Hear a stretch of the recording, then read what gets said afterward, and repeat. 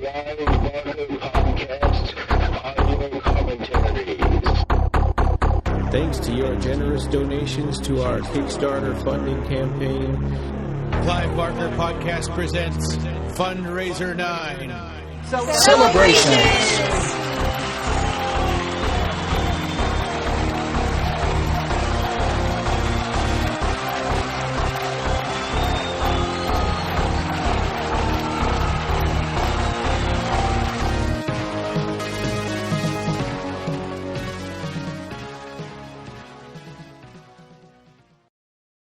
All right, well, welcome. This is episode 410 of the Clive Barker Podcast. It's weird to think that we're in the 400s now. I know. We're revisiting Clive Barker's A to Z of horror, Z for zombies, right? It seems like this is the part that never dies because we're just going to keep doing it forever. And ever. Yeah, so Jose and I are joined by Ed and Nina. Welcome, Ed Martinez and Nina Arlene. Hello. Hello, this is Ed Martinez, your blind podcaster, coming to you from the San Francisco Bay Area. Yeah. That's right. And I'm coming from Cleveland, Ohio. And I'm coming from Fairbanks, Alaska, where today is the summer solstice. Actually, yesterday was the summer solstice. So we had 24 hours of daylight. Ah. The opposite of 30 days of night. You're right. Yeah, exactly. I still think that's so weird. There's two places that I think would be strange to live in. One is like, those places like Alaska or Finland where it's like it never goes dark for like 60 days or something. Yeah. And just because of the angle. And then being in the Southern Hemisphere, spending like a year in the Southern Hemisphere where it's like it's summer in our winter. Right. Yeah. Like the seasons are December. switched. Yeah. Yeah. So Christmas in December and then you've got June is like the winter. And it's like, how does that feel? That's so weird. Zombies. Yeah. So getting back to it. So we are revisiting Z for Zombies, and we're doing continuing George A. Romero's movies because they're awesome. And we're on Day of the Dead, the third Romero zombie movie. Not his third movie, but the third zombie movie. Yeah, poor George Romero. Rest in peace. Yeah, man. I know, it's sad. But Day of the Dead wasn't a big box office success, right? I mean, I think fans have grown to love it, and it's become a cult classic. And I think it's a really important part of the series. Oh, I agree. And it's one of my favorites, definitely. Yeah, me too. I mean, it's really great to watch, but people always think of Dawn of the Dead, right, or Night of the Living Dead, but this one isn't so much part of the pop culture, Well, I think it's there's many reasons for that. One, it came out unrated. Two, it did come out in the movie theaters in 1985, and unrated, it had a really terrible release, really bad, But the other two campaign. were also unrated, right? No, Night of the Living Dead was rated. And I believe Dawn was also rated. I thought they were both unrated. No, if you go back and look at Night, I do believe it is rated. But maybe I could be in wrong. the current Blu-ray editions, maybe they've gone unrated or something. But Fact check. Yeah, fact check. Martin. This is Ryan cutting in here. I did fact check this, so I was right. Night of the Living Dead and Dawn of the Dead are both unrated. So, I was going to say, I think one of the things that made this movie also become a part of, the zombie fan mythology is just the fact that Romero kept making movies on the same, franchise. Survival of the Dead, Diary of the Dead, Land of the Dead, all those movies. And the more movies you have, the more movies you'll start getting a backlog of nostalgia about. And I think Day of the Dead is one of those as well. Well, and despite the things that I just said, there are like 4 more movies that have the title Day of the Dead. I mean, not counting our last episode was a commentary of Candyman Day of the Dead. I'm not even counting that one. But there's a Day of the Dead in like 2008. I should bring up IMDb for this instead of just trying to remember.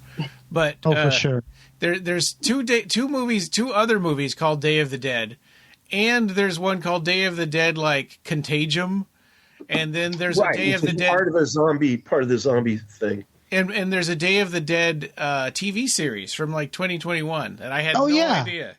I found out about that. Yeah, I found out about that this afternoon, and I looked at the cast, and it looked like a whole bunch of like pretty boys and girls, and I was like, okay, well. Yeah. What year is that?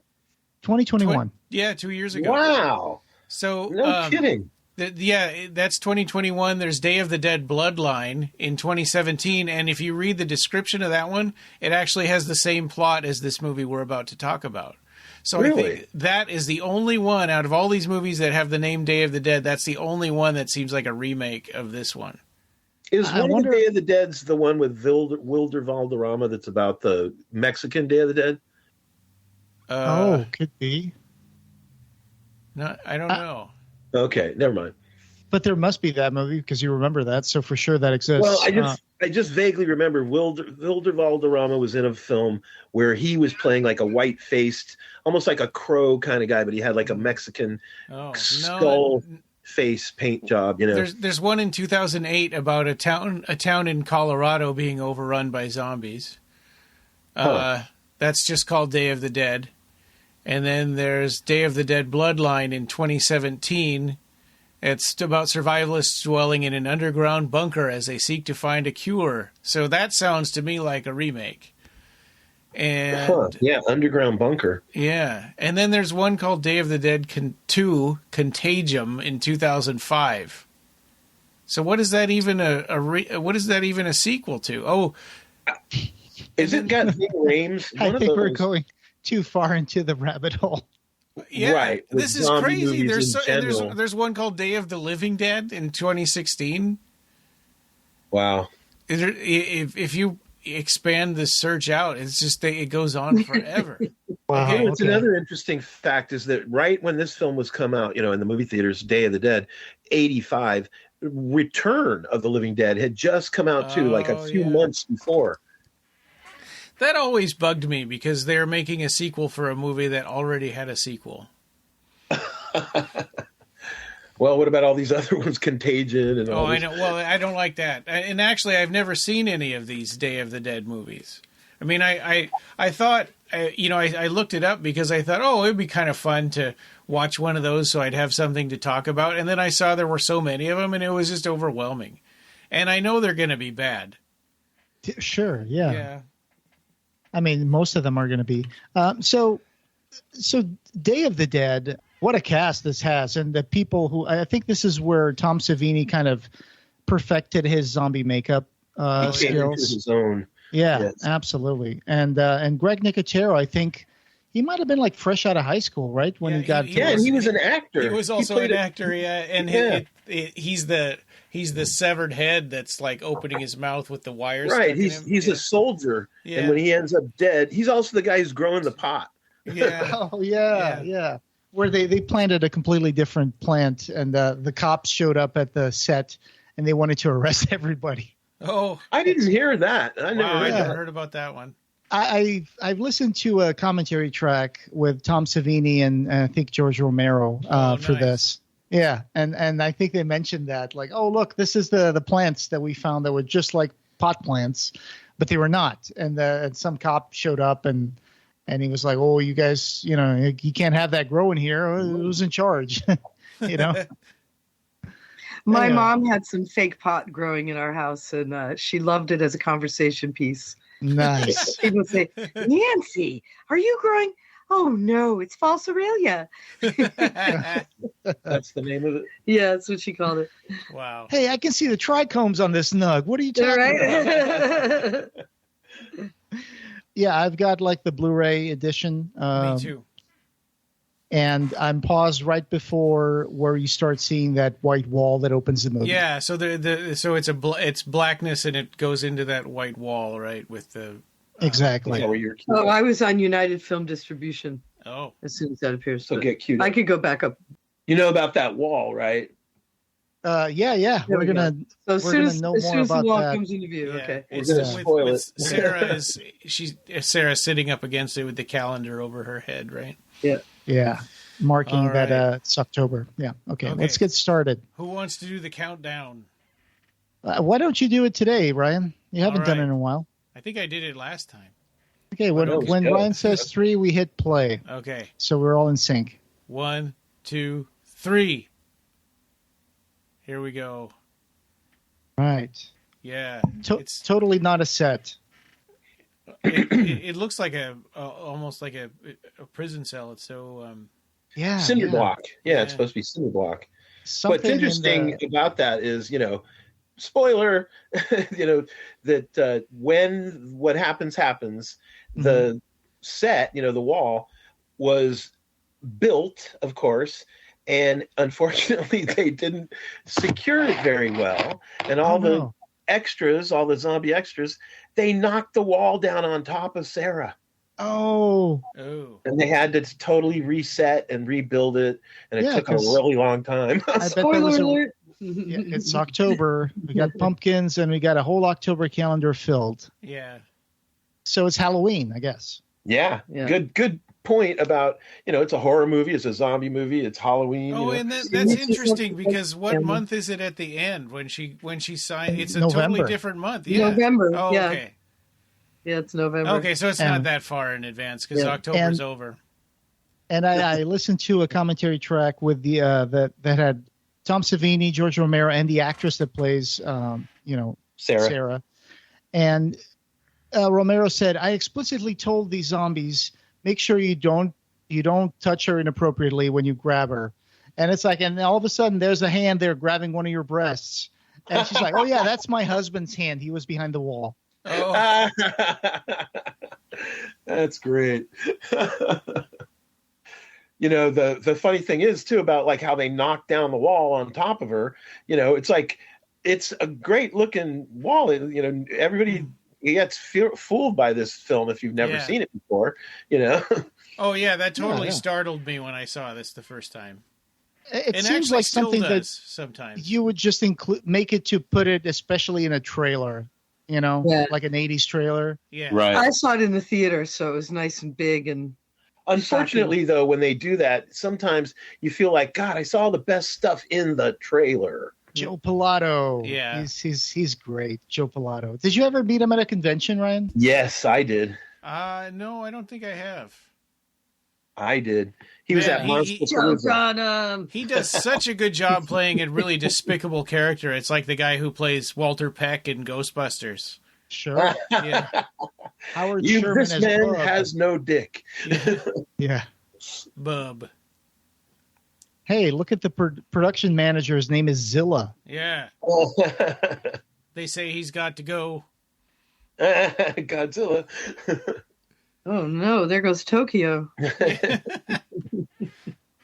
Nina went and saw them recently. Yeah. Live. Oh really? Are they? Yeah. Blue Oyster Cult is still around? Yeah. That was. They gotta have more cowbell. Yeah. I got a few of their albums in vinyl. I was just reading about their symbol that's on every cover. I got their greatest hits CD, but really all I like is the Godzilla song and the Don't Fear the Reaper and stuff. Don't Fear the Reaper. Yeah. It's awesome. Tom Savini. I always wanted to, back in the day, make a homemade music video of Godzilla with movie footage of Godzilla.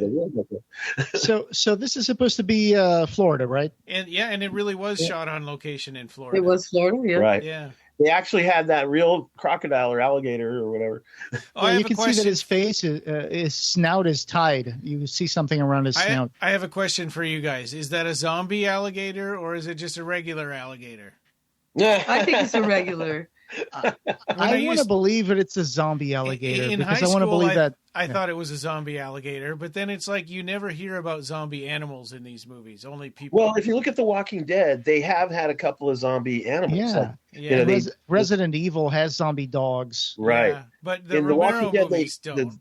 The animals, money blowing around. I mean, the zombies bring down and kill and eat a horse, and they kill the a lion or wolf. a tiger or something. Yeah. Oh yeah, I think that newspaper made it to another the remake of Day of the Dead. Well, that newspaper was given out to all the zombie extras as a souvenir. They made a Xerox copy of it. Dr. Tongue with a baseball cap that said that I was a zombie in Romero's Day of the Dead or something. Was Dr. Tongue played by Tom Savini? Well, it's his life cast that was made into Dr. Tongue. Like, in other words, he had a foam latex fake head of himself, and he was working on it with a Dremel, like the teeth area, and somehow the Dremel caught the foam latex and ripped the whole job. Majorette zombie. Wow. I love the band lady.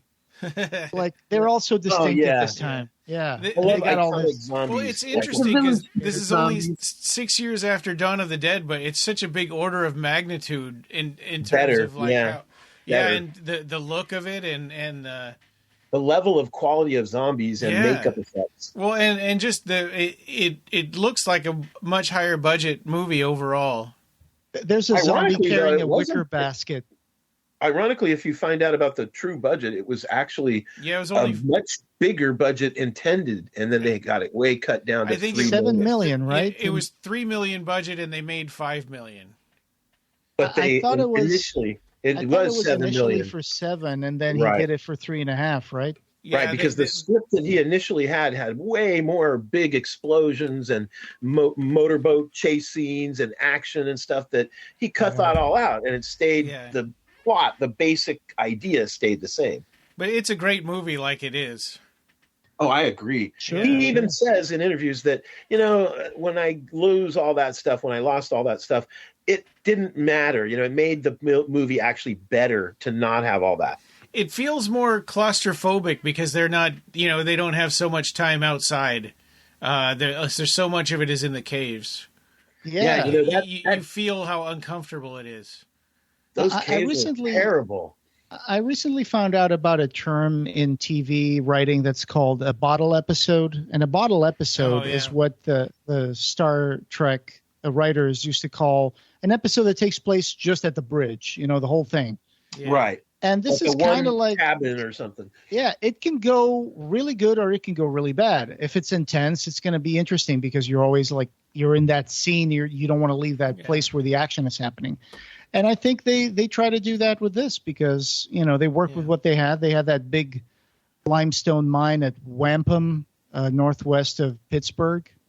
And they shot some of the stuff here for the elevator platform at Sanibel Island, which is off the southwest coast of Florida. They had 3 different places to depict what they have here in the film. Like, in other words, one of them is the limestone mine. One of them is a missile silo that has that elevator in it. And the other one is in Florida at the top of the elevator where he's growing the pot plants and stuff. And the helicopter is parked. Yeah, and Sanibel Island was also used for the beach where they escape at the end. Spoilers, but I guess you're watching a commentary show. So, it's kind you of already watched this. Spoiler alert, figure everyone who's listening, hopefully you've seen this before. If you haven't, go watch it. I think you pause this and go watch it and come back. But I think the term I think a bottle episode is still better than one of those episodes they would do on a sitcom where everybody would sit around on the couch and go through a photo album and then they'd show clips from clip episodes. Oh god, those are so bad. Yeah, that was to save budget. Like if you have 12 episodes and you can't afford all 12, 3 of those episodes it can work if you have a good bookend story that's bookending all of the clips, but it's very rare that is really interesting. It's mostly just an excuse to let's just rerun the best moments of the season. Right, like when somebody jumps the shark, they call that like from the Happy Days, like Fonzie. So we see a graveyard there with Major Cooper died this morning, so you can see that the situation is kind of hopeless. Like they're like in the middle of nowhere. They're surrounded by zombies. At one point, I think you see all the zombies on the fencing there. And as terrible as Rhodes is, he has a point. I mean, that they're put in this position of having to round up zombies for the scientists, and they're not doing a very good job, or their system's not very good because they get killed all the time. Yeah, I mean, he says at one point, "I've lost 5 men." So to figure, like when they first got there was only like 25 or 30 people. Yeah. Absolutely. I mean, this guy's got a really good point now. He's like, hey, this is not the way we're going to survive this. We got to get on that whirly bird and get out of here. Right. Yeah, and it's like, even if you do solve it, it's like, so what? I mean, everybody's gone. Yeah, all the people are dead as far as you can tell. Down here. You bury all the records down here, and maybe some future generation will find them. Yeah, it's like the doctor says something like, they outnumber us 400,000 to 1. Yeah. Right. Yeah. Right. We don't even have enough ammo in the whole world to do that, you know? Yeah. But that's one of the great things about this movie. There's some wonderful writing, good lines that people say, like, the whirlybird captain guy, Flyer. He's got some great lines. Great Jamaican accent, and we got the other guy who was like a Scottish or an Irish drunkard kind of guy. He's always carrying a flask. And so this is the kind of mine where they store like all sorts of stuff, right? Like the cabal cut. Right. That's what I was just thinking about. Yeah, the cabal cut was in Ohio, wasn't it? I think so. Yeah. I think that's George Romero did say that there was all kinds of 35 millimeter negatives from Hollywood being stored here, and then all kinds of government records, and then all kinds of boats and RVs and things like that, because it was very near a big river that people would use for their, holidays and stuff. And so they would store their RV stuff down in this place to, be able to use it in the summer months. It's like, so that's kind of why that little trailer is down there. Yeah. Like it's always cold and the temperature is kind of controlled naturally by the rock. And it was only 55 degrees all the time, no matter what the temperature was up on top. Yeah. Most of all the characters in this movie, you can kind of get behind and understand their point of view to an extent, except for Miguel. I mean, he's so messed up. Well, you can imagine that. In fact, I've listened to him say in interviews and stuff that his character has already lost it. By the time the world is so far gone, that each person has their own demons, and he is mentally ill and ready to commit suicide. Yeah. It's like going to a bottle episode, like when someone always has space madness or something like that. Yeah. Right. He's always the guy who snaps. Yeah. Yeah, and we're coming in when he's already lost it. He's the guy that gets slapped, on board the Enterprise. My beautiful ice cream bar. You are not like the others. Yeah, and from their point of view, it's like, hey, we're not collapsing, so get up here and help us out, stupid. Right. Yeah. But the thing is that if you really were in an army, Marine barracks or whatever with somebody, and they were your friend, like each guy is supposed to have each other's back. But, like I was saying, that society's already broken down. Miguel is already lost, and the thing is that Rhodes is so stupid he can't see that. It's just their commanding officer just died like the day before. So Rhodes has recently become in charge, and he's already crazy, Yeah. Yeah, you can see him twitching here when he's waiting for the zombies to start coming. Yeah, he's already kind of twitching and winking and like jittering. He's got the jitters, tweaking out.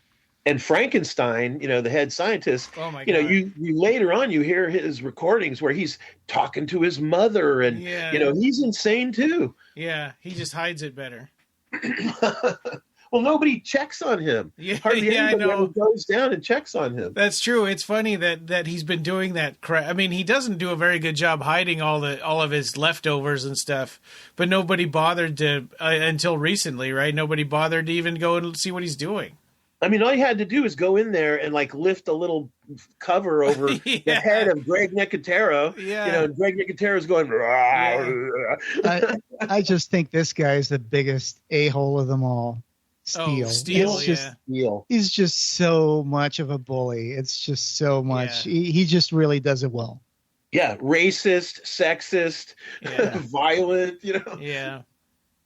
I mean, he says in one point, of his own, talking about his own character, that like, if you need somebody killed, I'll kill him. You need somebody beaten, I'll beat him. This is like the two opposite spectrums of society. Like literally the runt, veteran, like rough it, You mean Rhodes? Yeah, Rhodes is and like then a the scientists were completely complex. abstracted from the reality of the situation. They it's like, what are you doing? What do you think you're going to be accomplishing there? You're not going to accomplish anything. You're just wasting time and resources. Yeah. Just get out of there and go to some place where the zombies don't get you. Yeah. But what's crazy is that, like, okay, why was Rhodes allowing this to happen? If you were an intelligent captain and you had a dozen men or so under your control, wouldn't you on a daily basis check in with the guy that you're providing these zombies to so that you can understand why he needs them, what he's doing? You underestimate how much bullshit academics can give as an excuse for why it's taken so long. Yeah. Well, I understand about why it's taking so long, but I would sit in the room with him for a whole 24 hours or so and watch him. Yeah, I mean, he didn't even go out in the helicopter with him. He has presumably has lots of time. Right. And what is he doing with all his time? Yeah. I mean, when the commanding officer was sick and then he died and then they buried him, okay, maybe he was busy, whatever, giving commands and telling his men what to do and stuff. But now he's in charge. I understand. What I think he's doing is he knows that he, like you said, doesn't have ammunition to get rid of all these zombies. He's hoping that the scientists can come up with a way that they can, use them or defeat them. I don't know what he's thinking. If the scientists can create something that would like liquefy the zombies or something. Yeah. But he's thinking that there's a chance. Turn them back into dead people. Yeah, because he's no dummy. He knows they don't have enough ammunition. Yeah, they outnumber them 400,000 to 1. Right. And that's a very strong point, to say, what are you going to do? Like Frankenstein tells him, where are you going to go? How are you going to shoot every one of them? We'll get to that scene. Even if you had only one bullet per zombie, you just don't have enough bullets. Yeah, exactly. Yeah. So, Steele is chewing some scenery here, dangling the guy. In other zombie movies, since this, the World War Z book and World War Z movies and stuff, they come up with ways to not have to use guns because, like we said, there's not enough bullets in the world, So they come up with axe methods and pits and things, to force them into and, other methods. Well, I don't want to be the guy to bring that up, but also, I mean, that guy, he's Latino and the other guy, so basically he's a minority. So this is another way of strong arming and bullying, as you can see. Yeah. Everyone's racist. They call him a stick. They call the Jamaican guy names. I mean, everybody is racist as hell. Well, yeah, the military guys are, for sure. Well, it's not Sarah, of course. You're right. Yeah. Yeah. Just that the guy with the beard, the Jamaican dude, and Sarah are the only characters in this whole movie that I was like, those are the only ones that act like real people. They have some redeeming qualities. Yeah. They know what's up and they know what they got to do, and they're just waiting for Sarah to make that decision. Right, and it comes to a head. They have to. Yeah. And ironically, we in this day and age, 2003, not 2003, 2023, we're having strong female characters, in films like back in 85. This came out in 85. She's one female in a whole cast of men, Yeah. Thank God for Jennifer Lawrence. Oh, damn. I just slapped her. Yeah, twice. Yeah. What a jerk. He's terrible. That's why she's going to jab him. Yeah. So basically, the scientists are less scared than the military. So jab him. There we go. That's how you do he's it. pathetic. I mean, unfortunately, there's really nothing that can be done for him. Yeah, Game over. He's totally hopeless. I wish they would explain more about the supply situation in this movie, and also, how long is it? Do you guys think it's been since Night of the Living Dead? In the context of these three films, it seems like months, right? I would say. To me, it seems like years, even because of the decade when they were shot. At least a year, maybe more. Uh-huh. And that the country, was breaking down, before they came here. Maybe they've been in the underground for us already for 6 months themselves. She says it was put together in a matter of days. Right. Yeah. And so I think they were flown out of Washington or some base near Washington, and they put together a team of scientists and a group of, military to protect them. And they sent them to this, underground place. And they've been here now for maybe 6 months. But before that, it was, like you say, about a year of probably cut off from any communication with anybody out there. And the zombies, are everywhere, all over the world. Yeah, everything is falling apart, right? So they're becoming like the last survivors of this whole project. Yeah, because they're so cut off, they could be the last, and nobody knows, Yeah, I wonder what Fisher's work is about. They never really talk about what Fisher's doing. I think that both Sarah and Fisher and the other scientists are basically intended to support Frankenstein. Like, he seems to be the lead scientist. But they don't even know what he's doing, though. Right. So maybe they're just collating his documentation and, recording. Sarah's research was to try to find a cure or a way to stop the process of dead people turning into zombies, right? Yeah. Right. But we don't know what Fisher's is doing. Right. I guess it really doesn't matter because they don't they don't get anywhere, Yeah. Fisher's not much of a character. No. In fact, he's basically cannon fodder. Yeah. When the time comes, they use him as a bargaining chip, and then, Rhodes just takes that away from them, Yeah. Yeah, and here's where you start seeing, Rhodes is a tyrant. Right. Yeah. But, interestingly enough, like when you think about each character and what their motivations are, like the co-pilot to the, pilot, he's drinking, his motivation is to get drunk, the co-pilot, Sure. the pilot, like he's just there, I think, in a way to kind of protect Sarah, Yeah. And so it's the three of them, like she said in interviews and stuff, that they thought of themselves kind of as the three amigos. So Captain Rhodes has like a ring on his hand with like a golden ring with like a red stone. Is that like Might be a military. Could be a military military ring. Like academy. Maybe he went to the academy or something. Yeah. But, what's interesting is that Joe Pilato, when you see him at a convention or when you hear him talk and stuff, Yeah. he's look at his face when she says "F you" to him. He's like, "Oh It's my disgust. God, I am gonna kill her." Yeah, right. it's disgust. It's just like contempt. Yeah. Oh, yeah. Have you guys heard about the drinking game for this movie? What's that? What is it? How does that work? Every time you hear the word F-U-C-K or any cuss word or the words Jesus, Mary, and Joseph, you drink. Yeah. Sounds like that sounds like shot. you could die of alcohol poisoning. That's right. Yeah. Because so Oh, many man. F-bombs. I just ran out of beer here, but yeah, I'll have to do that. I'll take my last glug of beer here. We have margarita. Oh, nice. What are you putting in the margarita? What tequila? It's a store-bought brand one. I think it's Jose Cuervo or something. Oh, Cuervo. That's good. So, I wonder what what the censors would have allowed to make this an R-rated movie instead of unrated. Oh God! Well, the gore for sure would have had. Well, to be yeah, but it's like that's so subjective, right? I mean, what people can get away with on any given movie, it seems different from movie to movie. Yeah, but think about it, 1985, and this was not, a major studio release where, if it is a studio, like whatever, Disney, 20th Century Fox, they definitely have clout. And sometimes they bribe the MPAA guys, Yeah, and I think also the idea behind the undergoing concept of this is that the zombies are evolving throughout the movies too. Mm-hmm. So the way they operate kind of changes too. Yeah, including when you get to Land of the Dead. Yeah.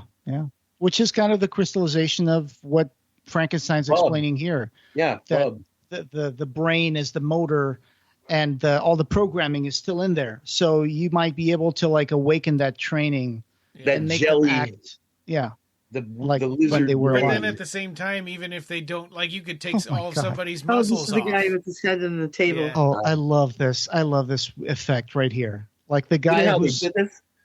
yeah. They had a guy, when they molded him, he had his head bent way back, like where the back of his head is practically touching the under back the of, table. the back of his So it's neck. just in a hole under the table? That couldn't have been comfortable. Jeez. No, it was really uncomfortable. He had to stay that way for half the day, all day in that freaking table. Couldn't get out, couldn't go to the bathroom or nothing. And so that's how they molded him. And then they built this rubber piece that was like just the brain and, no face and stuff. And it connected to his neck and shoulders. And he could lift his arms and legs and everything, I think the biggest tell that Frankenstein has totally lost it like months ago is just the way that he's dressed. Oh my God, I know. Covered in blood. His scrubs and his lab coat are just spattered and the other scientists don't look like that. Right. And he comes to the butchers lunchroom like that. Yeah, I've seen butchers that are cleaner than that. He's like, is there food? Is there food? Excuse me, is there food? He's like, you're not going to touch the food until you go shower. He totally can't read the room at all. It's like screaming at Rhodes to give him food. Well, Rhodes gives him what for eventually. Oh, yeah. That was cool too, because it's like, I've made squibs and I've shot people, in films, and it's not easy and it's kind of dangerous if you are, not careful. And man, they machine gunned the heck out of him. Yeah. Like Brandon Lee in The Crow, that was like an empty casing that got shot out with a blank. And I think there's someone else who died because they were pointing the gun to their head and they shot John Hexum, his name. Exactly. Hexum. He shot like a wad of paper out of the blank into his head. It was so fast it really hit him and killed him. I had thought that on The Crow that there was a real bullet and it went into Brandon Lee's spine. Yeah, I think it was some sort of casing. It wasn't. It was a similar situation with a blank again, but the blank had something other than just a wad of paper too. There was something was in the barrel that caused it to be moved. It went through his spine and killed him. It's terrible. Yeah, and I know, a lot of people that worked on the film. Like I know David Scow. The guts, the dude. It's spilling out. Oh my God! When I was in high school and I saw this, I'm like, that was just so amazing and horrible. It was great. And you know how they did this? And this brings more questions about. So, do zombies need any organs to live? To walk? Can they walk around with no muscles? Yes, I mean obviously, even just a severed head can keep blinking and moving its jaws and stuff. At you. But so how do they do that? This effect was done very similar to the other guy, where instead they put his body down inside the table and they molded his body, where the big giant hollow cavity for the guts, and they used real guts for. There was like one rubber big fat intestine, and that's where they wrapped all the real pig guts and stuff around, so that real guts moves there's nothing that moves better and more realistically than the real thing. That's what Tom Savini always says. And so he did use some rubber guts, but he put a lot of real guts in there too, so that when he turned to one side, it would just all go swap. And the one intestine you see left is the one that they wrapped it all around. Yeah, that guy was one of the crew, one of the effects guys. I believe his name was Mike Tursick. And for one of my birthdays, Nina bought me a darkness resin garage kit that he sculpted. Oh, wow. Okay. He was a good sculptor. He's showing here with his, argument with Steele. He's completely aware of their situation. Yeah. That's Greg Nicotero. Yeah, he's so funny. He gets to be an actor. He gets to be an effects guy, a director. And now he's got one of the biggest, coolest collections. I mean, my friend Jeremy, who works there at KMB, he told me that Greg has had a full-size 2001: A Space Odyssey pod built for his collection. Jeez. Wow. That's crazy. I bet that these guys' houses are like museums in their garage. Yeah, he's got like a mansion in Atlanta, Georgia, where they've been filming The Walking Dead for years.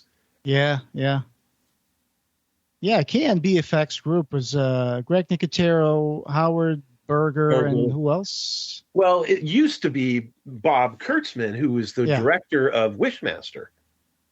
Right. Yes. But he left the company many years ago now and has his own company in his own hometown, and I think it's in Ohio. Sure. Yeah, that's interesting. I'm in Ohio. I need to look that up. But it's interesting because, Joe Pilato was also in Wishmaster. I'm trying to remember, what role did he play? He played the crane operator that drops the big crate on top of Sam Raimi's brother, Ted Raimi, and kills him. Oh, my God. And you know what? The scene has, him having a liquor bottle in a brown paper bag in the cab with him of the crane. Right. So at the end, she's like, I wish that this guy wasn't drinking that morning. Yeah, and it's like, oh my God, Steele is so annoying. Oh. And the other guy looks like a discount John Milius. Yeah. Steele really likes laughing at his own jokes. Oh, yeah. He's got some great lines. That woman or you're dead.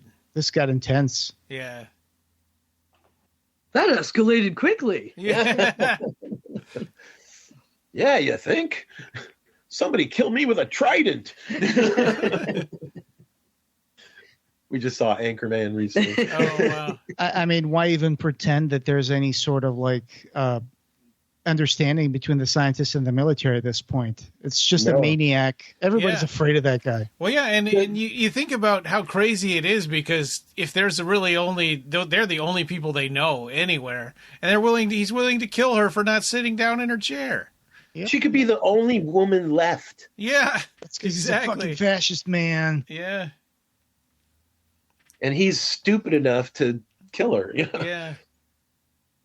But also he talks about all the men are going to be raping her, Yeah. Yeah, he kind of implies it. So here's something by Greg Nicotero, because I do have a book here, The Making of Romero's Day of the Dead. And there's a Greg Nicotero from the set of The Walking Dead, spring 2013. He says, though I didn't know it at the time, in 1985, my life changed forever. While watching one of my favorite TV shows, Late Night with David Letterman, I caught a demonstration by a man named Tom Savini showcasing how gory makeup effects were created for horror films. Before this, I was afraid to watch anything with blood in it and would never watch horror films. Never. I was basically a wuss. But Savini changed all of that with one television guest appearance. That evening, Savini was promoting the newest zombie film from George A. Romero, Day of the Dead. Somehow I was aware of what these types of films were about. I knew that they showed explicit gore and people being eaten. How I knew that, I can't quite remember. I think I'd figured it out from perusing video store shelves and assumed that they were definitely not for me. I mean, I cringed when Elliot cut his finger on a saw blade in Steven Spielberg's E.T. Seeing graphic scenes of blood and guts? No way. Well, after Savini's entertaining demonstration for Letterman, my tune changed completely. I went to Walden Books on the Oglethorpe Mall in Savannah, Georgia, my hometown, and I looked through the various magazines on the rack until I discovered the latest issue of Fangoria. Its cover read, Day of the Dead, Tom Savini Zombie Effects. That was it for me. I must have read that issue a million times over and over again. I was totally fascinated by this film. I was hooked. Just a couple months later, on Halloween night, to be exact, I had the opportunity to see Day of the Dead in the theater during its initial run. That night, I went with... Oh, wait, actually, you know what? I'm so sorry. This is not by Greg Nicotero. This is I was going to say, he helped make the movie. What is he talking about? Oh, God. Who wrote that? Anyway, but the guy who wrote this was the author of the book, and that is, let me go to the cover, for Lee Carr. Okay, The foreword is by Greg Nicotero. I see. Just skip the forward. But anyway, so I remember Greg Nicotero met George Romero in Italy. He was in Italy with his family, and they were, just doing the touristy thing. But he was from Pittsburgh, and his family was from Pittsburgh, and so he knew about Night of the Living Dead, about Dawn of the Dead. And so when he was there with his family, he ran into George and his wife in an Italian restaurant, and he went up to him and said, "Oh, you're George Romero," and he's like, "Whoa, how do you know me? Here we are in Italy." And so, that's how they met and they became friends. And he was just a kid, wasn't he? Yeah, he was just like 15 or something, Wow. And so when he went back home, he ended up becoming an assistant, getting to work for Tom Savini, and the rest is history. Nice. Yeah. Greg Nicotero does write the foreword and does say a little bit of history. He said his uncle, Sam Nicotero, was an actor, writer, and local disc jockey in the 70s and wrote one of the first mainstream articles about George Romero in Cine Fantastique. He and George knew each other then. He actually had a supporting role in The Crazies. I grew up about 20 minutes from the Evans City Cemetery where Night of the Living Dead was filmed. And he was in high school in 77 when a friend mentioned that his dad worked at the Monroeville Mall and they were shooting a film there. Darn. Do you want to go visit? And that's, of course, Dawn of the Dead, right? Yeah. And it goes on from there. And then he says that, he had met George and Christine Romero for lunch, and then they told him, we just got a green light for Day of the Dead. Do you want a job? And that's how he got into it. Mm. Yeah. Awesome. And poor George is no longer with us. I believe his wife is still alive. Christine, yeah. Yeah, we just went past this part that where he put Frankenstein put Sarah on the spot. He's like, Sarah knows there's been some progress, right, Sarah? Yeah, it's like God. she came down to his lab and Yeah. he talked to her a little bit, and now he's going to throw her under the bus if he has to. Yeah. He's like, oh, Sarah approves of what I'm doing, don't you, Sarah? And she's just afraid for her life. Right. She knows that she's got to be straight with Rhodes, Yeah. Well, and and Rhodes lumps them all together. Whatever he does, reflects on all of them. Mhm. And it's so interesting because when you think about it, like what is each person doing each day, for 8 hours or whatever their shift is? What are the military guys doing? Well, it seems like they're just picking their ass, Yeah, I know. I would like to believe that they're not just going into the city to like capture zombies and Raid, stuff, to do but raids. they're going to go for like supplies and stuff, supply runs. Yeah, I mean, Yeah, at the maybe. beginning of the film, we see the three of them in the helicopter, and they set down to go into a town and yell out, "Anybody alive?" Yeah, and look at what's on the table. There's a lot of open cans on the table, so they're They're living out of cans. Yeah, Well, living out of canned food. and one interesting thing that I noticed, this is the first time I noticed this watching this movie, but Sarah repeatedly goes to this medicine or to this first aid kit and grabs an aspirin and rips open the package and takes the aspirin with a drinking fountain and throws the wrappers on the floor. Well, she does that like the world is over. She does that like 4 times in a row, but when she goes back, those wrappers are gone. I doubt they have a janitor or anything. Yeah, a zombie janitor would be nice. Yeah, Bub just pushing his broom around, you're right. taking it all to like a little corner. What was that movie that takes place in the future? And it's like after a zombie invasion, they put like these shock collars on zombies and they Fido? Yeah, Fido. Oh, yeah. I love Fido. Yeah, this is basically what they're trying to do here. They're trying to Fido? create Fido. Wait, Mrs. Henderson. Yeah. What are we going to tell Mom and Dad? Yeah, I love that movie. It's so funny. And ironically, in this movie, I really sympathize a lot with Rhodes because I feel like he and the pilot have very similar ideas. Like, let's just get out of here. Yeah, right. It's just, but Rhodes is only out for himself. Yeah, Right. Rhodes might leave, but leave a few dead bodies behind. Yeah, he even abandons like Steele and the other military guys. Yeah. Later at the end, when Yeah. he jumps in the cart by I mean, himself. Yeah, Who would want to hang out with he Steele? didn't even want to wait for 5 seconds for them to get in the cart with him. Right. Yep. Again, the guys with the guns are the most scared ones in the movie. Yeah, Yeah. Like, I love these two. yeah, They're just like the bedrock of the movie. Like, in Oh, terms yeah. of like, we're just like going along with it, but we got an exit strategy yeah. and we're going to be drinking through it. Well, and they're able to convince Sarah that what she's doing is a waste of time, and they need, it's getting dangerous, and they need to get out of there. Yeah. Yeah. Spoiler alert. Here come Guts. Oh, I know. Oh, Which one? That was the That's second nice. dream sequence where her boyfriend's guts spill out. Yeah, Miguel. But And he's now okay. Now he's going to give her a hard time for not being able to sleep. he didn't get bit though, did he? No, Not yet. I mean, Not yet. Yeah. Not yet. You're stronger than me. Yeah. Yeah. You're stronger than everyone. So fucking what? Yeah.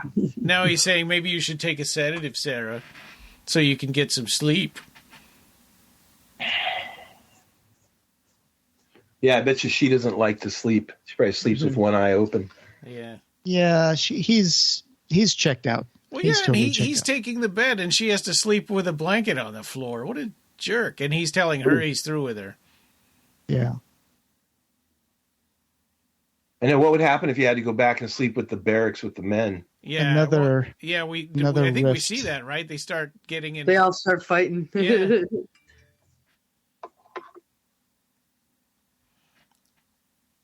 But I mean, It's he weird is how he's a at a soldier, certain point women become a resource. right? Or they barter, yeah. like Barter Town. Yeah, here she goes to the first aid thing. Yeah, and I think if this movie were made today, there would be a more equal amount of. Yeah, here's the first time she throws the package on the floor for the aspirin. But yeah, I mean, I think if this movie were made today, there would be probably a more equal amount of women versus men. Sure, a Day of the Dead TV show has a lot of women. So have you actually? You haven't seen it, have No, you? no, I just looked at the cast picture, okay. so I know that there's almost an equal amount of men characters and women characters. So yeah, you're right about that. I wonder if that show was a bomb. It would be hard. I don't know. It'd be hard for it. a zombie show to compete against Walking Dead.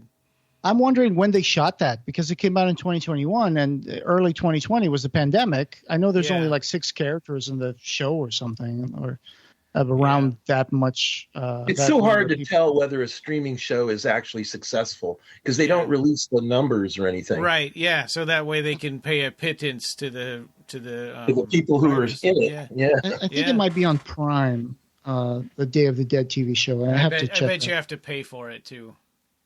I cannot believe how many horror properties have been made into TV shows, since I became blind and stuff, and I'm just not aware. I mean, The Exorcist, Scream, just but at the same time, you haven't heard of them, I mean, so they're probably crap. Well, I never heard a Child's the Play TV show. Right, Child's Play, which I believe Kevin Yeager was involved with. I've seen a couple of episodes of that one. That wasn't bad. That was actually pretty decent. But I mean, besides franchises, there's all these things like Guillermo del Toro's new, Cabinet of Curiosities. Yeah, that's on my list, and I haven't gotten around to it yet. It's amazing just how much stuff there is, too. Like, so much stuff that you can't even keep up with it. Because of streaming. Yeah, and because streaming can have so much stuff because they don't pay people very much. And I think the strikes are going to address that. Yeah, I think probably what they're going to end up doing is having to not have as many shows, which is fine because we can't keep up with them anyway. Or pay people properly. Yeah. Well, yeah, I mean, when they do that though, then they're going to probably have half as many shows as they used to. Hey, look at that! This is a heck of a pitch. Civilization. Yeah, yeah, this is a heck of a pitch. Like, this is where we can be right now if you're not so bullheaded. Yeah. Wicker chair. Those things show up on Facebook Marketplace every once in a while. Yeah. I like the Christmas lights and stuff that they got in there. Yeah. And the trellis in the back. Mm-hmm. It's a little bit of paradise. Come on. Yeah, I wonder how they, how they get electricity here, because generators. Yeah, but then they would need gas for the generators. Yeah, they got giant tanks and stuff down there. Yeah. Like the military sent them there because they knew that there was storage of facilities and stuff. Right. Yeah. Right.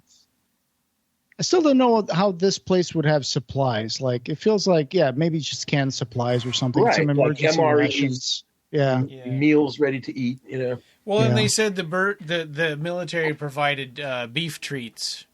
Right. So their mission also gave them some supplies.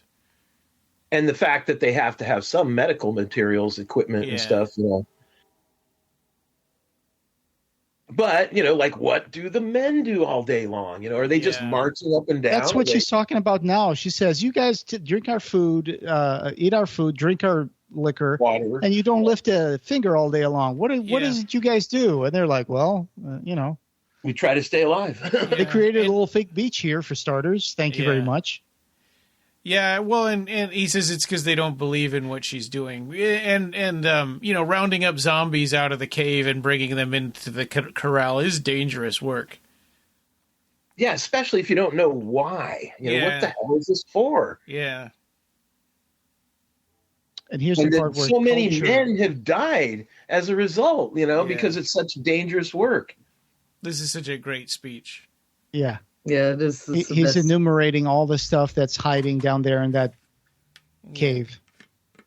Like the Defense Department budget is down here. Like all of the movies are down here. From 100 years of records. Yeah. It's like, he's like, we don't even have time to read all of this stuff or watch all this stuff. So at that point, culture becomes meaningless when you're faced with survival, Yeah. Right. Like gold, pretty dirt. Yeah. Can't eat gold. 14-mile tombstone. Yeah, I love the echo. I wonder if it's real or if that was done in post audio. I don't know. I mean, one of the things I heard about the cinematography was that this place was so pitch black that in order to photograph the vastness of it, to give the audience on camera, they had to put lights like 100 yards way off in the distance, just so that when they filmed, you could see how vast the place was. Oh, yeah.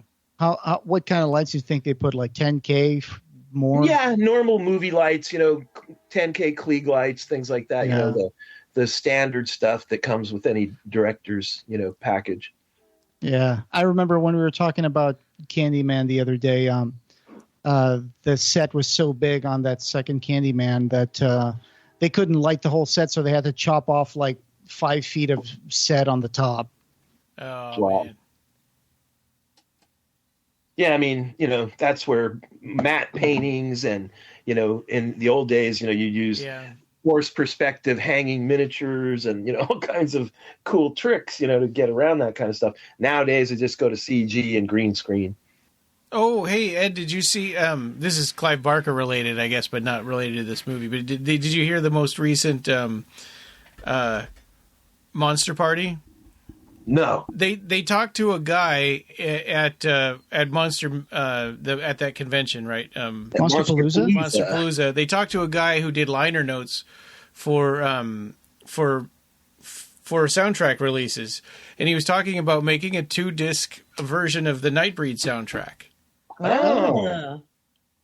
Yeah, they always have somebody come to their booth who's an airbrush, body painter. Yeah, they did. That happened again. Girl. Yeah.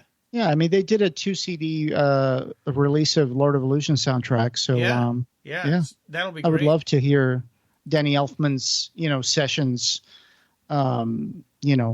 alternative versions and demos for Nightbreed. That would have been fun. They would have killed to have that when they were editing the director's cut. Sure. Speaking of music, what do you guys think of the soundtrack to this music? It's great, simple, right? but it's really effective. It's really good. It's John Harrison. The first AD, assistant director was there, every day shooting, and like all those scenes, like at the beginning with the alligator and, Dr. Tongue and stuff. He was the second unit director who shot all that stuff. He did the soundtrack. Oh, really? Mm-hmm. Yeah. Wow. He did double duty. Yeah, nice. Like they're in the building in Pittsburgh where George Romero did the editing is called the Latent Image Building, and it had multiple stories, like 5 floors. He was down on the first floor. They were up on the 5th floor editing. So they would finish what they were doing for the day, bring it down to him on a videotape, and he'd score that day. And they would end up with they were able to work that way so that the movie was scored as they went along. Wow, It's I bet that pretty saved synthy. a lot of time. Here, she's going to throw the wrapper on the floor again. I saw it. And it sounds almost like, Carpenter, like, right? Yes. Yeah. And partially, I think, because he did it on like a Carpenter-esque. Moog synthesizer or something. Yeah. Just one guy, Yeah. Ironically, it's got a nice, like almost Caribbean, Jamaican kind of feel in some spots, especially toward the end. And, part of it was filmed in Florida, and that music, that kind of almost Rastafarian kind of feel to it. It gives a little hope. Like, this is such a bleak film, Oh yeah. And there's one little musical sting at one point in the movie where they play the Monroeville Mall theme. Oh yeah. Yeah. Nice. And Frankenstein changed into his slightly less soiled, bloody shirt. Right. So there was in that making of featurette, they talked about how they couldn't make another movie with the cast from Dawn of the Dead because of rights. Oh. It's it's a weird. I'd never heard that before. It's a strange. I heard about that from Night of the Living Dead. Like, in other words, they made Night of the Living Dead as a group, the Latent Image, group. Right. And afterwards, they split the rights to half the title. Like, in other words, one guy he was able to make Return of the Living Dead, and George got, Day of or whatever, But he couldn't use the word living, right? He didn't have. It's not Living Dead anymore. It's Dawn of the Dead and Day of the Dead. Yes. Just Dead, I guess. Yeah. But anyway, so they split the rights so that one guy could have, an opportunity to go make movies. But I think it's because it's a different movie studio that helped them with this movie versus the one that did Dawn of the Dead. Oh, yeah, they're all different. Mm-hmm. Like, this one was this one man who made a 3-picture deal with them, and George did not want to go right into another zombie movie after he did Night Riders and Creepshow. Yeah, right. Yeah, with United Film Distribution Company. And initially, like we were saying, that he wanted $7 million to do Dawn with the script that he had. I mean, Day with the script that he had. But by the time he was done with Night Riders and Creepshow, there wasn't, the guy wasn't willing to fund an unrated film for $7 million. He said, "I'll give you $3 million." And Night Riders was kind of a bomb, from what it sounds like. Well, unfortunately, they claim that, and ironically, it had a great cast. It had, what's his name? Ed Harris, I think. Yeah, Ed Harris. I mean, he went on to be a big star. But the point is, it was just badly distributed and, promoted, and that can kill a film. I should the watch poster it was again. kind of goofy. Because I only saw it like at 3:00 in the morning and when I was in high school, and I fell asleep. Oh, yeah. And so it's like I really need to give it a proper chance. The original script for Day of the Dead, it was going to take a place in an island off the coast of Florida, where the former governor of Florida was going to create a safe haven paradise for survivors of the end times. So Gasparilla's Island was going to be like this nightmare island where the caste system of old returned in force, and Gasparilla himself ruled the people he saved with an iron fist, so that all lived in fear of the man. But to top it all, the crazy governor turned despot commissioned some radical ideas, allowing for the scientists on the island and the military to work together to train the living dead to be soldiers. And, well, that's, a lot of that stuff ambitious. Ended up going into Land of the Dead. That's right. Yeah. The fact that they had that sort of an island and a building and a tower and Dennis Hopper.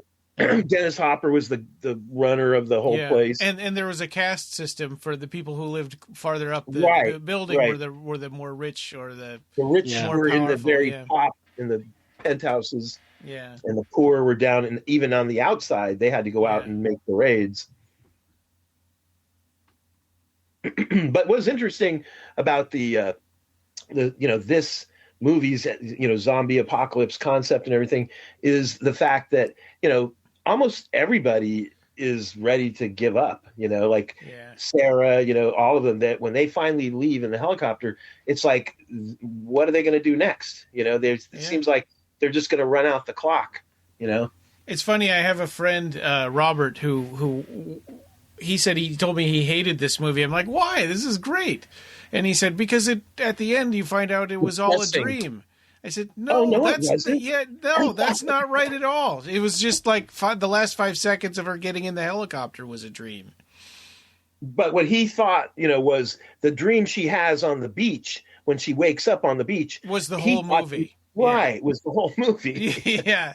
And I do hate when movies do that, but that was not this at all. When movies are, kind of vague, like where it might be almost like a phantasm movie, when at the end of the movie it was all a dream or something. Yeah. So I think Derek Neal in my Facebook, I posted that we were doing this tonight, and some people commented stuff. Derek Neal from Configuration Boxes said, the only movie in George A. Romero's Dead series where a zombie has a line of dialogue. Bub says, hello, Aunt Alicia. Yeah, that's true. He sort of says that. He mumbles it. Yeah. It's kind of like it's like when my dog says I love you. Yeah. This cat says buongiorno. My cat with the buttons on the floor. Howard Sherman did a great job as Bub. Yeah, he did. But you know what's interesting? Like we were talking about Knight Riders and stuff. Is Savini has a huge role in that? You know, and then in this movie, Greg Nicotero. It's like George Romero is trying to employ effects guys as actors. Yeah, they're always on set. Savini was too busy to be attacked in this. Yeah, they wanted to let Tom Savini play Rhodes. Tom Savini wanted to play Rhodes, but George said, no, I don't think you can do both all the effects and play Rhodes. He's almost in every scene. Yeah. So I was looking at the book about the making of Day of the Dead, and they say here that December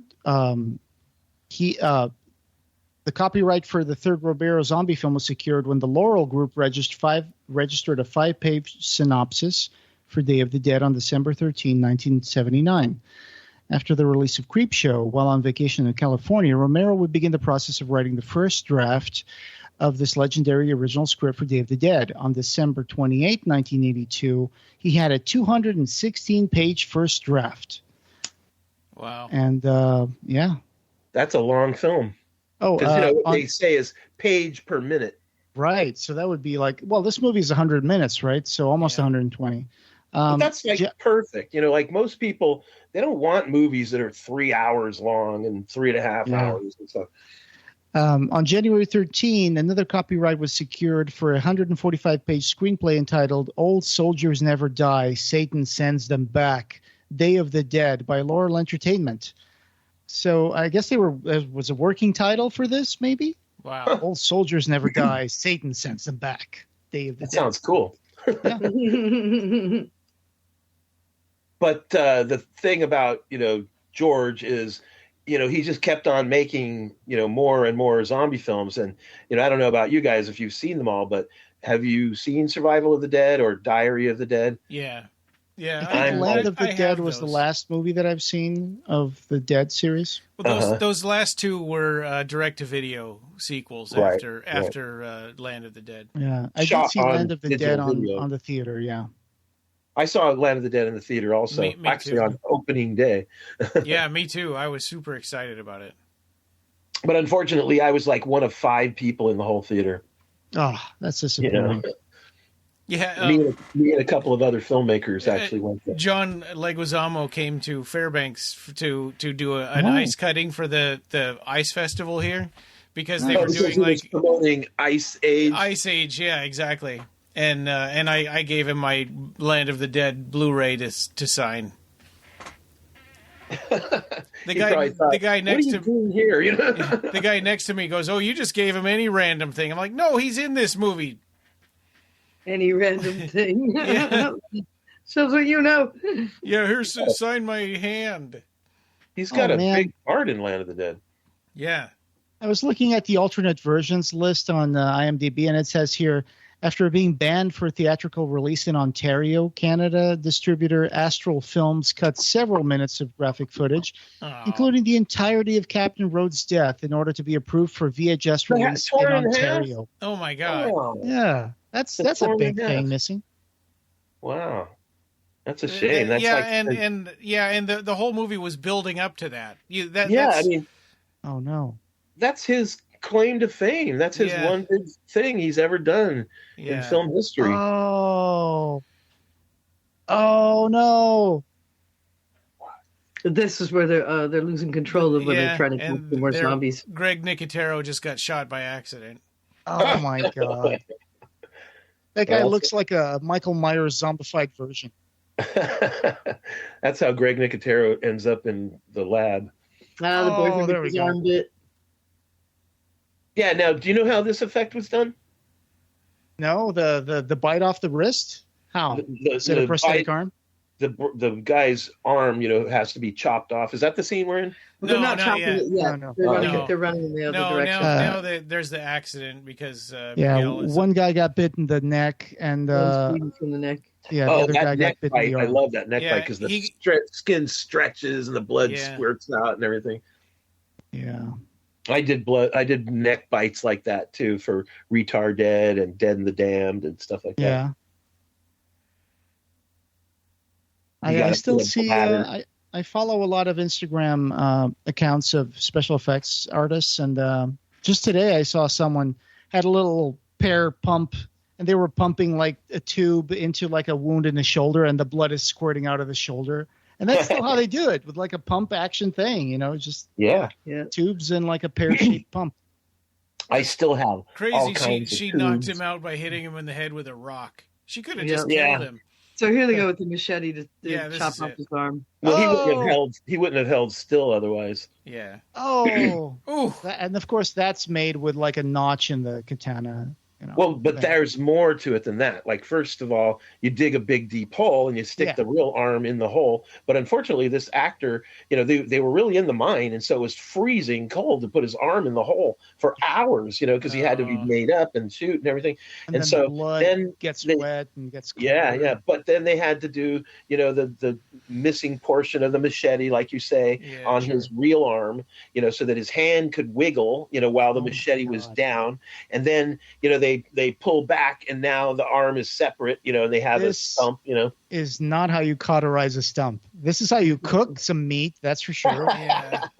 I know. It would be barely like putting a candle on it. Yeah. Yeah, she would. Yeah, you need to touch coals. It would take like a blowtorch, like the heat of a blowtorch. Well, you need a red hot log, Yeah. Or an iron. Yep. I mean, there are doctors there. They could have had surgery later. They could have just, put a tourniquet on him and rushed him down to the medical wing or whatever. I still think the best, after bite scene is like in Brain Dead, when there's like that weird rat monkey thing that takes a bite off the guy. Yeah. That's Forey Ackerman. Yeah, it's like Zendaya, and they chop like this, and then Zendaya, he got bit there, chop him, and then it's like in his forehead, and they just chop his head off at the beginning of the movie. I love that movie because the priest is like, I kick ass for the Lord. Yeah, I kick ass for the Lord. I love that movie. Boy. And the crazy lawnmower chopping scene and stuff. Oh, the baby jumping down the baby, the zombie baby, which is clearly a full-grown adult running down the hallway, but oh my God. I love zombies. I really do. Me too. I have made so much money off zombies my whole career. Dead Pit was how many years ago now? Yeah, and then that thing you showed us before we started this, the Brocade commercial where you did some zombies for like this data center zombie attack. Right. And also we've done stuff for Google, for Halloween, for Googleween, made up like their entire staff, like over 150 people easily in one day and one afternoon, with a whole staff of like 6 or 8 makeup artists of mine, and, just on and on, like multiple zombie movies, the Western one, the hooker one, the one with, the G-string horror, I could just go on and on, Yeah. I like it how Pilato's like assholeness comes out in full blown here. Like, oh yeah, no, killing him would be way too good for him. Let him just suffer and turn into a zombie. Yeah. Yeah. None of the army guys want to be zombies. Yep. One of the things that we did also in Retard Dead was a tribute to the Joe Pilato being torn in half scene. I did a guy being torn in half. And I think that when they did that scene, and I've heard this a long time ago, I didn't re-listen to that for this commentary, but didn't they had like some guts that they were actually going to use, and then the fridge like broke or something? Yeah, exactly. Oh, they used them. Oh, yes, they used them. They had to buy. It was for Rhodes's death. It was his own guts. Yeah. Right. Yeah, But and what happened was they were going to film in Florida for a week, and they were filming in the mines, and they had a workshop, special effects workshop in the mines, and Tom Savini had a fridge where it was dedicated in his workshop to using it for the guts and stuff, and he had a 5-gallon bucket of pig guts, and some idiot, while they left for the 5 days to go to Florida, they unplugged that refrigerator. And so when he got back and he opened up the fridge, it stunk to high heaven. But they didn't have time, and they were going to be shooting that night, like at 2:00 in the morning. And there's no place that they could go and run and get some fresh pig guts. So they put English leather aftershave on their lip, between their nose and their upper lip. They put plugs in their nostrils. They put clay and filters and stuff. Man, and Sarah's poor cracking. Joe Pilato, though, he couldn't have none of that because the camera was filming his face, and you'd see stuff up his nose, and you'd see that he had something on his upper lip and stuff. So he just had to put up with it. So they just told him, do not eat anything or drink anything this day, because otherwise you'll just barf it right up. Yeah. Sarah was just cracking a moment ago, but yeah.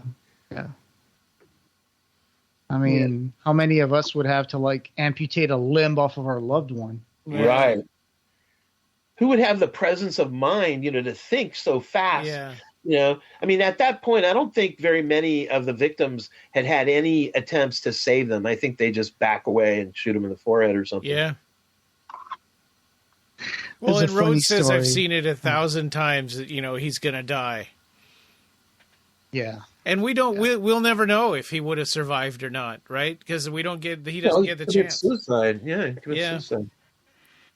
But I mean, we've seen it in the other films too. Like, we saw in Dawn of the Dead how, the flyboy, ends up, committing suicide. Yeah, but they didn't amputate it. They didn't, say, hey, what if we can amputate it in time? Yeah. Right. Well, I think it's pretty clear because he's got the wet towel on his head and he's shaking with fever. It's pretty clear he's in the throes of zombieism. I don't know if it's clear or not. I mean, you could be like that just from having your arm amputated. In shock, I guess. Yeah, that's my thing too. You would die from infection or shock, even if there was no zombies. Yeah. Well, they got guns, right? I mean, that's why they can deal with it if it happens. Yeah. To kill him? Yeah, shoot him? Yeah. Yeah. Yeah, I always wanted to know if he would have lived or not. Just from the, mythology of the series. Well, think about it. In all 3 of the Romero films, and then in the others too, the Diary and all that, what time have you ever seen any character live after a bite? Nobody's ever tried, though. Well, that's what I mean. Have you ever seen anybody try and see them live? No. I mean, that's what I'm saying. They never amputated the bite before. I think this might be the only one where they. I think this is the first time they do that. Yeah. Yeah. In a movie. So, gotta say though, this whole lab is just Grand Guignol completely, absolutely. Oh yeah, it's filthy. Could you imagine trying to do, real research and have things sterile and stuff? Yeah. No way. Some of this is kind of their fault, right? That they never checked up on Logan, and that this is what he's been doing, and nobody bothered to notice. Right. You mean Frankenstein? Yeah. Well, his real name is Logan.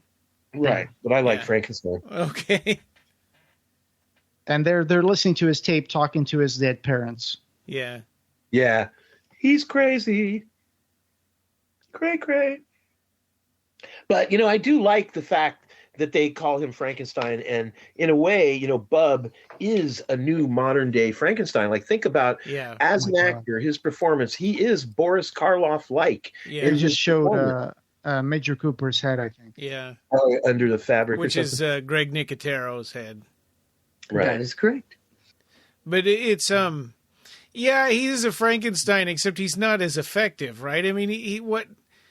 You mean Bub? No, he doesn't. Well, Bub. Bub is an icon zombie of the modern age, and that just like Boris Karloff's performance as Frankenstein. I see what you mean. I thought you were saying that Logan Frankenstein is as good as Dr. Frankenstein. It's like, no, he's kind of nuts and. No, I mean Bub. Yeah. No, I agree with you.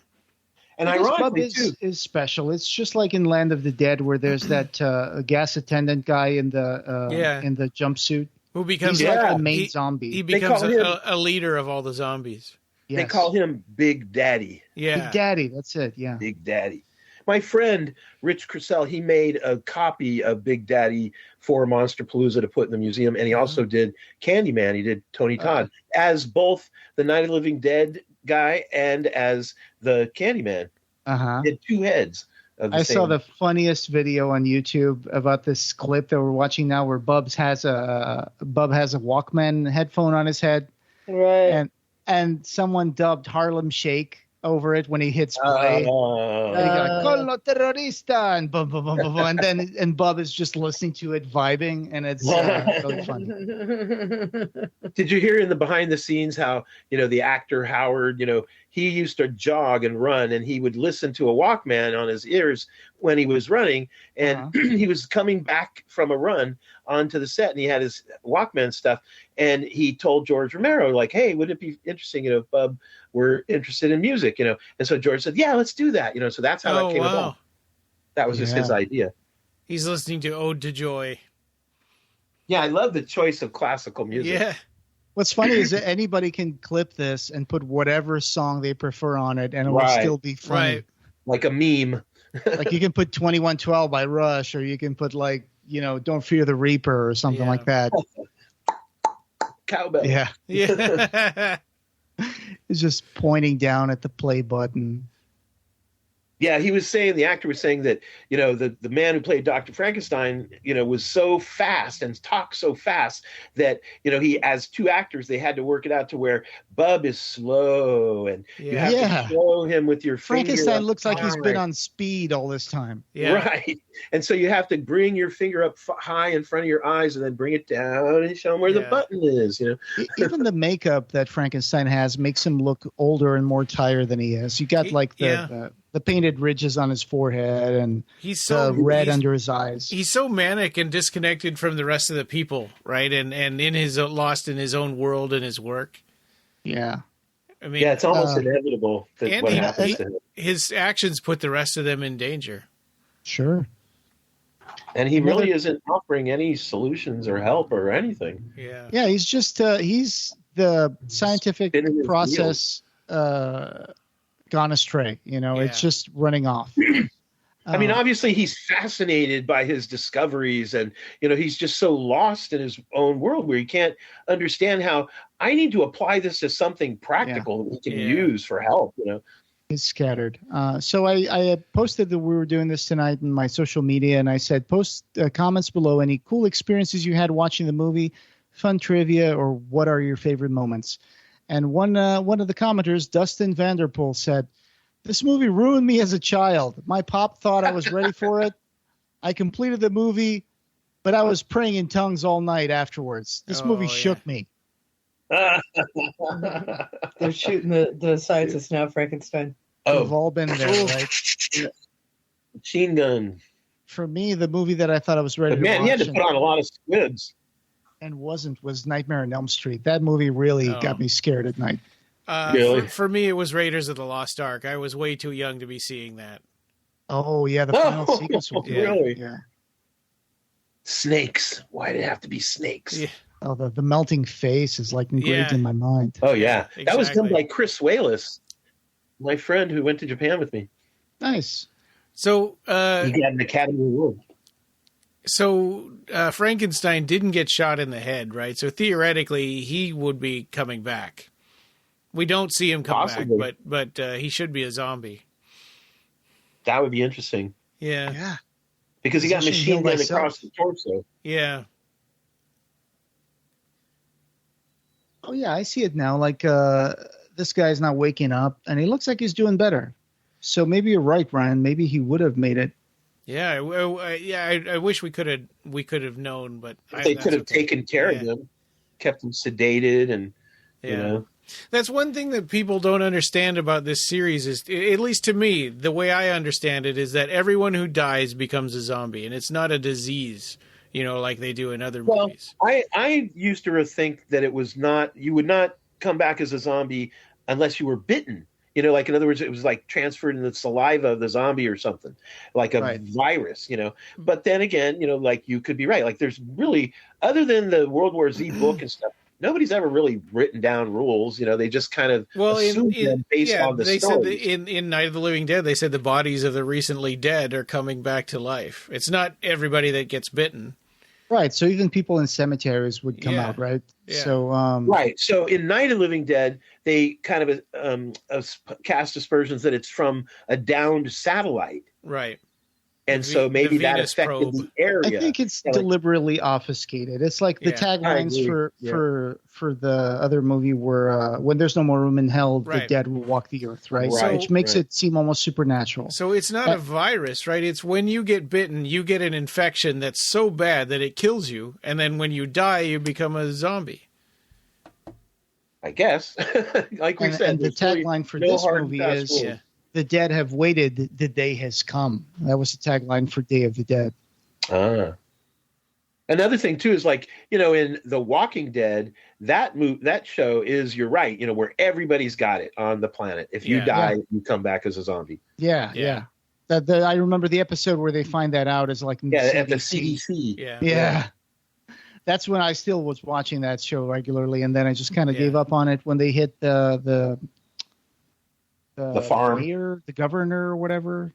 Oh yeah, the governor jail. Yeah. I quit when there was that guy that these cannibals grabbed him and cut part of his leg off and ate it. Ew.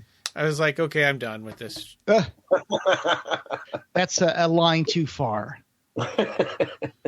A bridge too far. I don't know. It was so bleak. Like nobody ever got to rest, or I don't know. Oh man, that's what this movie's like. This movie is The bleak. Road.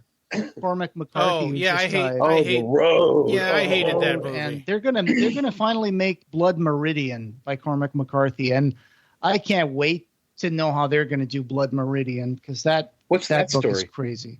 So Blood Meridian, let me see. I read that a long time ago.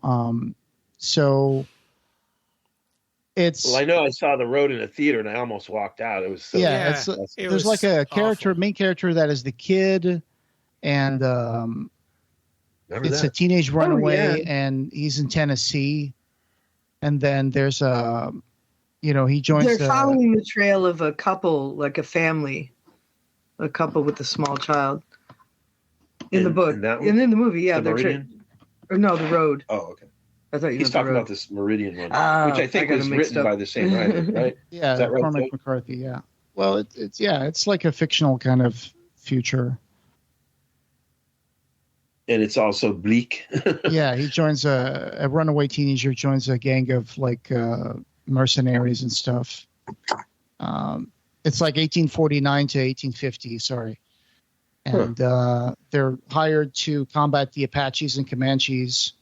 And, they start, collecting scalps from other people that they were supposed to be protecting. So it's a very, very dark movie that they're going to make, I'm sure, because the book is really dark. So, unfortunately, George Romero has passed away, but ironically, he has created, the new, what we call zombies. And have you guys, ever thought about like the concept of the original zombies, like White Zombie from Bela Lugosi and, like the Serpent and the Rainbow type zombies, the Haitian zombies, and how that has completely transformed in modern, pop culture because of George Romero. Right, yeah. And in fact, they don't even call them zombies in the Romero movies. They'll call them ghouls sometimes, or the dead. Yeah, or the dead. Yeah. Because the Haitian idea of a zombie was like a witch doctor would put like a potion on you that would make you like, a slave, appear dead, and then come back as like this enslaved, drugged, blank slate of. This part kind of bugs me a little bit that Bubs would bite through his chain. I'm like, come his on. chains, right? Yeah. He's got blood on his teeth. mouth. Yeah. Maybe he just ground his teeth up to like nothing. Yeah. Still would not cut through steel, right? No. Right.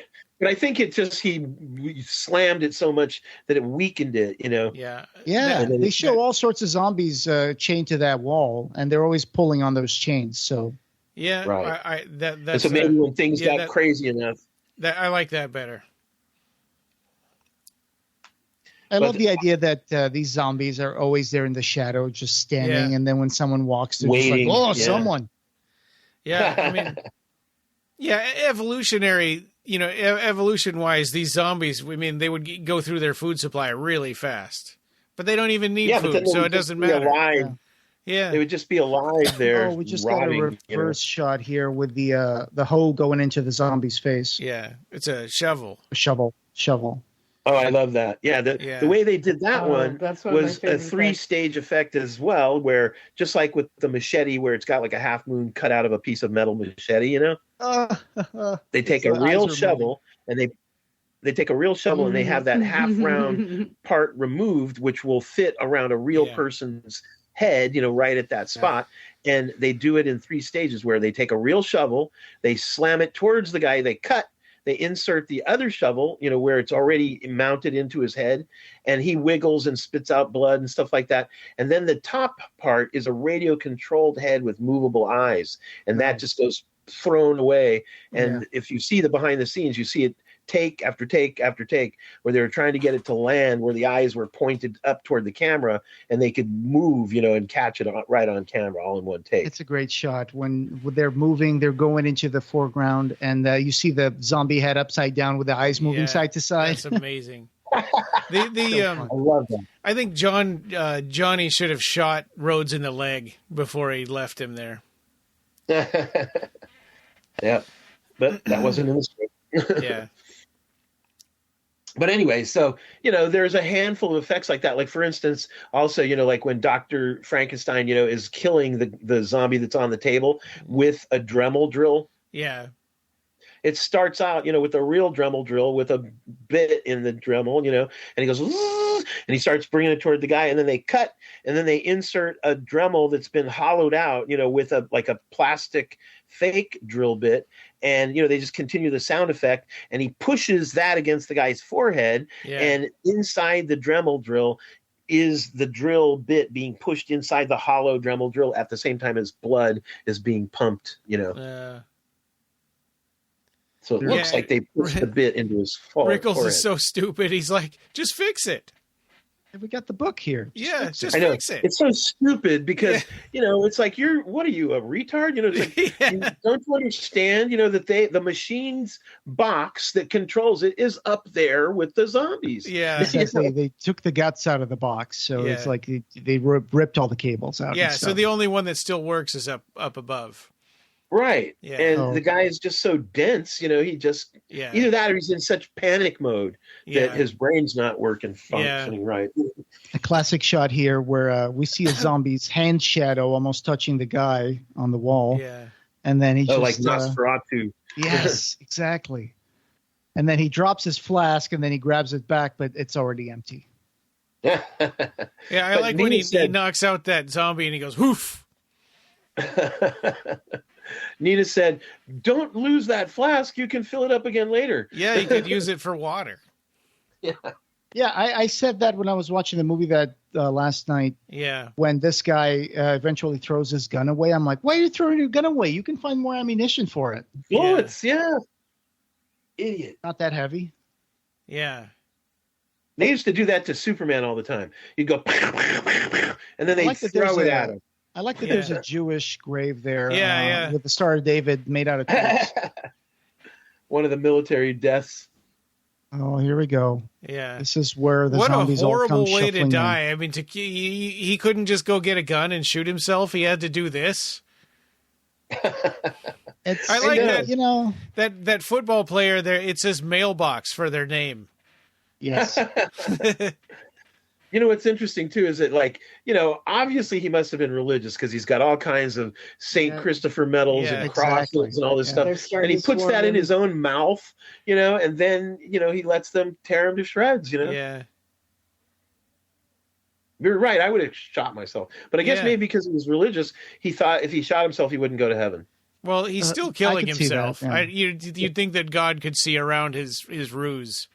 Right, that he's going to commit suicide by zombie. Yeah. I love that these zombies, they have like weird crooked teeth and everything. These hero zombies at the front, they got all these like bubbly skin and like herpes sores and whatever. Totally prosthetic out. Yeah. A lot of prosthetics on this one, yeah.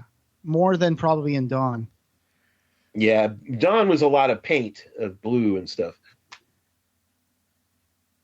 Oh, they just pulled down the platform and they just brought down a whole bunch of zombies. The other guys are dumb. Rhodes figures it out right away. Like, oh, I'm getting out of here. And the other guys are just like, do. Uh-oh. Oops. We're in the corner and there's zombies. Yeah. It's like, uh-oh, go back the other way. Oh, there's zombies that way too. Yeah. I think it's like, what's that realistic zombie book that was written by another guy's son. World War Z? Max Brooks, and Zombie Survival Guide was the first one, and then he takes off the golf cart. Yeah, I like how in that book he comes up with real things that would have happened in certain geographical locations. Like in Alaska, the zombies would freeze, and so it would be safe because they couldn't move too far. Or even like in Colorado, when you go up above like the snow line, there would be frozen zombies, but when they thaw out, they'd still be active. Yeah. And some zombies would cross on the bottom of the ocean and stuff. Walk across, which ironically has been in some movies. Like, you remember the zombie Italian movie where he's underwater fighting a shark? Yeah. Oh, wow. Well, in Land of the Dead, they walk across the river. Yeah, Big Daddy crosses the river. Or whatever. A canal or a river. Which used to be a natural barrier. Yeah, like a moat back in the day. And ironically, that was really shot in, at night in the cold and, water.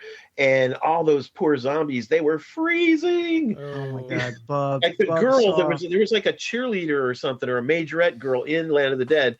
And she had to wear like shorts, I love this scene how Bubba's like wants to show off how he was able to get through the chain. He's like, look, aren't you proud of me? I ate through my chain. And he's emoting the heck out of it right now. Yeah. It's like he was proud, then he's like confused, then he's like sad and shocked. Because he sees his dad is dead. Yeah. And that was the only one that he cared about. Yeah. I love this guy. Howard Sherman did such a good job. Yeah. And the makeup is really good with all the texture that he added to the makeup. Yeah. How do you do this? Is this some sort of like paint that dries on the skin when it's stretched out? And then what you're thinking of is something called old age stipple, which I think it was. Like, in other words, what they do is they take a section of your whole face, because his whole face is covered, and they stretch the skin and they stipple the latex and they blow dry it so that when you release it, it wrinkles up naturally. Oh, okay. And they did that over his whole face. I think I remember listening to the commentary and hearing something to that effect. Like Howard himself said that the first time they did it, I was so surprised. He's looked at himself in the mirror and he was like learning how he could make facial expressions, and it would move so well, that it was like just skin, like this another layer. This always stuck with me, the way his voice goes into a high pitch because his vocal cords are getting stretched out. Oh, that totally makes sense. Totally makes sense. Yeah. What a detail, and it's just so realistic. It's just crazy. And the fact that they use like his eye sockets as like a bowling ball, like to put your fingers in your eye sockets, so they can pull it up. Oh, it's terrifying. Yeah. And when his vocal box stretches out, it goes, yeah. Love that. Although, to be honest, if that's happening, I'm probably going to scream like a girl. Absolutely. Yeah. We all would. Like this guy is doing right now. Yeah. Rickles has just gone nuts. He's not even trying to shoot them in the head. He's laughing now. Yeah. He's insane. He's totally broken. Oh, the eyeball and the face were being ripped off. Yeah, his eyeball hangs out. Oh, eat those fingers. I love stuff like that. Oh, my God. The only time when zombies can actually look at the camera. It's scary. Yeah. I think that zombie that Steele just shot, I think I already saw him like 3 times in the last few shots. There are a few zombies that did play multiple zombies with different makeup and clothes. They're in the front row, right? Then the ones in the back just have face paint and stuff, and the ones in the front, they're the ones with like the tattered clothes and the fabricated stuff and the prosthetics. Some of the worst ones were like just masks, like an over-the-head Halloween mask, a zombie Halloween mask. And, those were supposed to be deep background, never up in the front. And it just so happened that like whenever there was news or press, that would show up to the set, they would come out all of a sudden and be around George Romero, and they'd be photographed. And it'd be like, this is terrible. This doesn't make good representation of our zombies. Yeah, I agree. Yeah. It's just the quickest thing they could put in front of a camera in those events. Well, it was the people in those masks that just wanted to be in front of the camera with George Romero. Oh, yeah. Because they knew they were going to be in the newspaper. Is that a clown in there? There's a clown in there. Yes. There's a ballerina. There's a clown. I always try to put a couple of iconic zombies in my zombie movies too, like Roper. A mailman or a doctor or something. Put in Mrs. Roper with curlers in her hair, fuzzy slippers. Remember, one of our ads said, we're looking for village people zombies, like a career, like you're something. Yeah, like a Starbucks, a Hare Krishna, barista, right? I don't know about the Indian looking dude with the feather thing, but the other ones, sure. A Hare Krishna, an Amish zombie. Steele is getting bit left and right. Yeah. Yeah, so then he blows his own head off. Yeah, and he said in an interview that his original death was different, but he asked George Romero if he could kind of redeem himself by genuflecting and saving the last bullet for himself. Right. Yeah, and he does make the sign of the cross with the gun. Yeah. And there he goes. Oh, damn. Maybe he repents. I always think it's really weird. This is going to sound morbid and horrible, but I'm going to say I always think it's weird when in movies the guy puts the gun in his mouth and shoots the roof of his mouth. I always thought if I ever did it, it would probably be like on my temple, like on the side of my head, and just shoot it there. I don't know. That's just personal preference. Well, have you ever heard about like statistics, kind of like what happens when people do that? A lot of people survive when they put the bullet to their head, like at the temple. Oh, because the bullet bounces off the skull, and or just it's not a big enough caliber, or it goes straight through, or just crazy, whatever, But that is supposedly true. And of course, if you put it in your mouth, and you put it toward the back of your mouth with pointed up toward your head, soft palate, it's more or less definitely going to do it. Yeah. That's why they call, cops say they're going to eat their gun. Oh, yeah. They're climbing up the shaft now. Here's where they're the ladder shaft. Oh, yeah. Bam. I mean, it's a sure good thing that they're all able-bodied, that they all have 2 arms and 2 legs to climb, Yeah. Because could you imagine trying to get Miguel if he hadn't killed himself up there? Yeah, he probably wouldn't make it, no. Oh, wow. That's a decent hole in that zombie's head. Holy crap. Yeah. And you can see right through it. That was pretty good.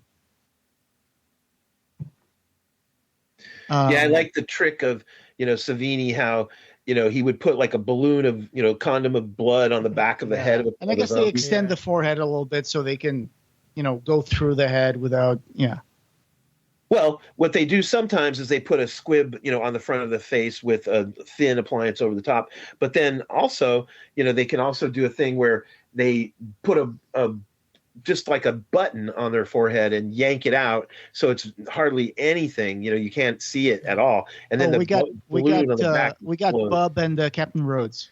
Yeah, if he had just taken a few seconds to put the clip into the gun before he went out the door, he wouldn't have had this problem. He's fumbling with the M16 clip, and eventually he just gives up. Yeah. Crazy is that Bub learned how to use the gun. Yeah. Or remembered. He remembered, yeah. Because he was in the military. He tried to salute Rhodes, and Rhodes wouldn't give him the respect to salute him back, so he marked him. He's like, I hate you, mother. Yeah. You're going to die. Well, and I never realized he was a soldier. He's probably figured out that Rhodes is the one that killed Frankenstein, too. Killed his daddy. Yeah. You puss fuck. Yeah. That's the insult that he goes to. Rhodes hates so much all zombies, and here he is staring Bub in the face, from 2-3 feet away, and Bub is on the end of the chain, and Bub and him are facing nose to nose, eye to eye, and he can see the hate in his eyes. Yeah. Mm-hmm. So he's like, "Oh yeah, I'm gonna repay you. I'm gonna get revenge."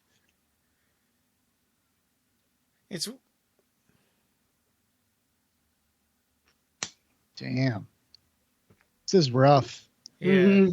He's got to make it to that door. Yeah, I mean, for how horrible Rhodes is, they really paid it off with this stuff. Yeah, the more evil things There's he does, all the zombies. the better it is when he gets his comeuppance. Yeah. He gets it worse than anybody. Yeah, the guy who played Logan, the mad scientist, Frankenstein. He was the late Richard Liberty, who played Artie in Romero's 1973 film The Crazies. Mm. Yeah, I think he was also in Night of the Living Dead or something. He was in 3 Romero films, including this one. But this is a key role for him. I mean, this, it's kind of like a triangle. It's like Rhodes, Frankenstein, they pull and his Sarah. legs away. Oh, jeez. Nice. Choke on him. Yeah. Choke on them. He says, choke on apostrophe em. Nice. And I bet that was stank to high heaven. Oh yeah. He must have puked right afterwards. So that blood is made out of corn syrup and food dye? It depends. Like sometimes Savini used this 3M blood, like on Dawn. So I don't remember specifically whether they used, the Dick Smith formula, which is what we're talking about with Caro syrup. He said he used he switched away from the stuff from Dawn of the Dead in this one. Okay. The 3M product. Yeah. And it's a lot brighter and shinier in this movie. It looks better in this one. I think the movies that I've seen that started really showing blood really bright red are those Giallo films from Italy and stuff. Those are the ones that would have like that bright red, like Dario Argento. It almost looks like red paint. Exactly. And in England, they always had this company that made blood called Kensington Gore, Kensington Blood. Nice. Imported blood. That's fancy. I made my own blood a lot for Dead Pit, and I made my own slime, and just hundreds of gallons of it. Get to the chopper. Get to the chopper. Yeah. Come on, that's girly one thing man. about this movie is it's another movie where they escape in a helicopter at the end. Right, just like Dawn. Yeah. And like Dawn, they were thinking of doing another chop to the head of a zombie with the helicopter blade, but decided against it. It's good they didn't. I mean, the odds of that happening. I would say pretty good. Yeah, you'd be slevering heads round and round. Yeah. I mean, that one in Dawn of the Dead had to walk up on a bunch of boxes to make that happen. Right. Yeah. And they made it to the beach. Yeah. And I love the dream at the end. Yeah. Now all they got to worry about is zombie seagulls pecking their eyes off. Yeah. Carrying the disease and catching fish that might have contamination. Yeah, I don't know about how this island would be survivable, but sure, why not? At least they get to be on the beach, and the other guy gets to drink all his liquor. And hey, it's November 4th. Remember? Yeah, there we go. Remember in the other one, the fast-running zombie one, the remake of civilized. Dawn of the Dead, how they also got on a boat and headed towards an island. Yeah. And one of the things in the boat was an ice chest with a severed head. Yeah, a cooler with a moving head inside. Oh, that's awesome. I love that. And there was a bunch of like still frames of them getting like killed by zombies, right? Well, they had a video camera that was like messing up. It was like glitching. It was like, and you could see the attacks of zombies happening to them, like they recorded their last moments. Yeah. So the island that they arrived at was not zombie free. Right. Yeah, it says here on the making of George Romero's Day of the Dead, Pilato also had a small role in Romero's Dawn of the Dead at the boat dock, but only after being turned down for one of the lead roles. I did Dawn, actually auditioned for David M.G.'s role in Dawn of the Dead, says Pilato. I flew to New York, but there was too much similarity in stature between me and Scotty Reiniger, both little, kind of short, wiry guys, so they made me the loading dock captain. A couple of years later, Pilato also appeared in Romero's Night Riders in a memorable scene as a disgruntled troop worker who argues with star Ed Harris. When 1984 rolled around and Romero started casting for Day of the Dead, Pilato once again thought that perhaps he could get some kind of role in the production, even if it was just as a zombie. But this time around, he would get an opportunity to play every actor's dream, the villain. Yeah, he's great. He did an amazing job. He says, I actually think there was about a 4-week spread between the time I auditioned and 4 weeks later I got a phone call from Christine Romero telling me that I'd been cast as Captain Rhodes. And, my jaw hit the fucking floor. I was elated, and then I hung up the phone and became extremely petrified, saying, oh, my God, now I have to produce. Well, he was probably an alcoholic even then and was worried about, whether or not he could pull it off. Yeah. But he did a great job, And ironically, I do believe that this is probably his, pièce de résistance, his finest performance on film. I don't even know, other than the other couple of films he did for George Romero, I don't even know what other films he's been in. Oh, except for Wishmaster, like I said. Right. Which was basically like Wishmaster was a kind of a calling card who's who of a lot of genre people. Yeah, it was definitely like a note to horror fans. And of course, Bob Kurtzman of KMB directed it, and so he was friends with all those guys, having done makeups on them in other films and stuff. And before becoming Private Steele, Gary Clark was once a starting defensive end for the University of Arizona Wildcats. Oh, he's a big guy. Steele, yeah. He was perfect for with Rhodes. Like they were like Mutt and Jeff. Like they said that Rhodes was small, but he was like a Napoleonic complex military commander, and that Steele was like his enforcer. All right. That's the end of the credits. All right. Soundtrack available on Saturn Records. Yeah. I have a makeup effects friend named Rick Gonzalez that worked on the Florida sequences. Oh, wow. That's cool. I guess they had to do the set dressing on the streets with the dead fronds and newspaper garbage and stuff like that. Yeah, the art director had to do I think it was almost like a mile long. It was a giant piece of street, that the has Florida, to be believable. Yeah, the Florida, city council, whatever, cordoned off a section for them so that they could just distress it and make it look like, like money was out of the bank blowing in the wind, and there was food just scattered, and people were running away, and they just dropped stuff as they ran and stuff. Well, one last comment from my friend list that posted when I said we were going to do this. Rob Roberts said, watching this around midnight on Cinemax with my best friend, stumbled on it, trying to kill time to sneak out with a 6-pack of beer to meet a friend whose supposedly girlfriend had friends to meet us at the park. Of course, there wasn't going to be hookups for my best friend and I. My mind was playing tricks on me sitting in the dugout drinking. Since there was nothing for us, I just said later, and we head home, and sneaking back into my home, Pop scared the crap out of my best friend, making him almost fall over backwards off the back porch. My best friend told me later it is the last time he will ever watch a horror movie with me. Try to keep the story short, LOL. But it was an honor to meet Joe Pilato, tell him the longer version as he told me stories on making the movie. R.I.P. That's nice. Do you guys want to go on to Land of the Dead next time? Sure. Yeah, I've got a copy on DVD. Yeah. All right. I've got a copy signed by John Leguizamo. Right. Nice. Yeah. I really like him in Summer of Sam. Big Daddy. Yeah, he's a great actor. Yeah. I'm listening in to Wong Fu. Yeah. All right. Yeah.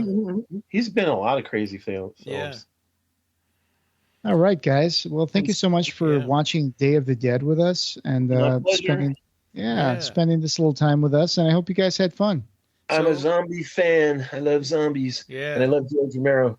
R.I.P. George Romero. Coming up soon, we're going to have Jericho Squad pretty soon. More news episodes, more classic commentaries. And we'll come back to the Z for zombies again with Land of the Dead. Yeah. Right. Brains. That is not the correct. That's not for this film. Yeah. That's Return. Yeah. this film they don't talk except for my Aunt Alicia. Yeah. My Aunt Alicia. Yeah. Say hello to your Aunt Alicia. Okay. All right. Well, I think my dinner has been waiting for like 15 minutes. Your dinner's on the table. Uh-oh. Yeah. It's cold. Well, this podcast, having no beginning, will have no end. Thank you for joining us, and we hope you have subscribed. You can find the Clive Barker Podcast wherever you find audio. Show notes for this episode, as well as news and reviews, can be found at our website at www.clivebarkercast.com. The Clive Barker Podcast, or BarkerCast, is an independent editorial podcast and blog that is not affiliated with or under contract by Clive Barker or Seraphim Inc. This is a labor of love by the fans for the fans. You can chat with us on our Facebook BarkerCast listeners group, our Facebook page, Twitter, or our new Discord server. Watch for our annual Kickstarter fundraisers to get some cool stuff, and you can buy t-shirts on our TeePublic store. Go to tpublic.com and search for BarkerCast. Opening music by Ray Norrish, end credit music by Matt Furness. Thanks for listening.